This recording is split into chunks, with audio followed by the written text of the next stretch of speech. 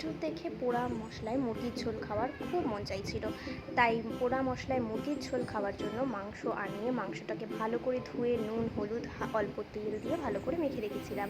আর যা যা উপকরণ লাগে পেঁয়াজ রসুন আদা আর শুকনো লঙ্কা সাথে টমেটো একসঙ্গে পুড়িয়ে নিয়েছি।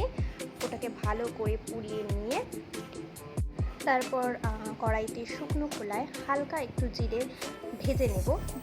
জিরে ভেজে রান্না করাটাকে আমি আগাগোড়াই প্রেফার করি, যেহেতু জিরের কাঁচা গন্ধটাও চলে যায় আর খেতে একটা আলাদা টেস্ট হয়। অনেকদিন ধরে ইউটিউবে দেখে যাচ্ছি যে পোড়া মশলার রান্না, তাই আজ আমারও মন চাইলো যে দেখি কেমন হয় রান্নাটা খেতে। তো যাই হোক, দেখো এখানে সব মশলাগুলোকে ভালো করে বেটে নিয়েছি, কিন্তু বাটার পর কালারটা যা এসছে একদম কালচে, কিন্তু গন্ধটা কিন্তু দারুণ বেরিয়েছিল। তো যাই হোক, মাংসটার মধ্যে মশলাগুলোকে মেখে 10 মিনিট মতো রেখে দেব। তারপর কড়াইতে সর্ষের তেল গরম হতে দেব। সর্ষের তেলটা গরম করার পর জিরে তেজপাতা ফোড়ন দেব। তারপর মেখে রাখা মাংসটাকে গরম তেলের মধ্যে ছেড়ে দেবো। ছেড়ে দিয়ে ভালো করে কষতে দেবো। আর হ্যাঁ, মাংসে আলু না দিলে মাংসটি জমে না, কিন্তু আলুটাকে ধুয়ে নুন হলুদ মাখিয়ে ভাজতেই ভুলে গেছি। না ভাজতে ভুলে যাইনি আমি। এই মাংসের ঝোলে এই কাঁচা আলু মাংসে যখন মশলাটা কষে যায়, মানে মাংসটা হাফ সেদ্ধ হয়ে যায়, তারপর দিয়ে রান্না করলে ওই যে একটা আলুর টেস্ট, ওটা কিন্তু খেতে বেশ ভালো লাগে। ভাজা আলু দিয়ে আমরা সবসময় খাই, কিন্তু এটা আমাকে একজন বলার কারণে আমি এইভাবে ট্রাই করলাম। তো দেখলাম বেশ ভালোই লাগলো, খারাপ হয়নি। তো যাই হোক, এখানে দেখো মাংসটা ভালো মতো করে কষে যাওয়ার পরেই আমি আলুগুলো দিয়ে দিয়েছিলাম, মানে মাংসটা হাফ সেদ্ধর পর। তারপর মাংসটা ফুল সেদ্ধ হয়ে গেলে ওর মধ্যে একটু চিনি দিয়ে দেবো কালার হওয়ার জন্য।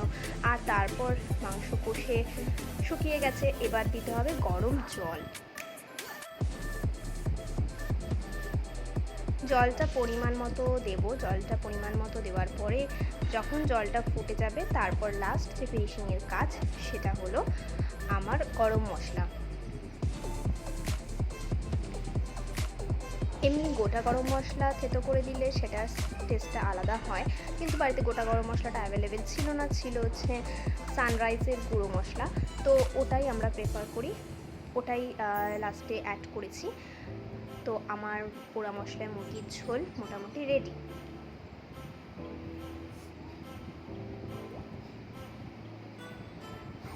আর হ্যাঁ, এবার তো খেতে বসতে হবে। গরম ভাত থালায় সাজিয়ে নিয়েছি।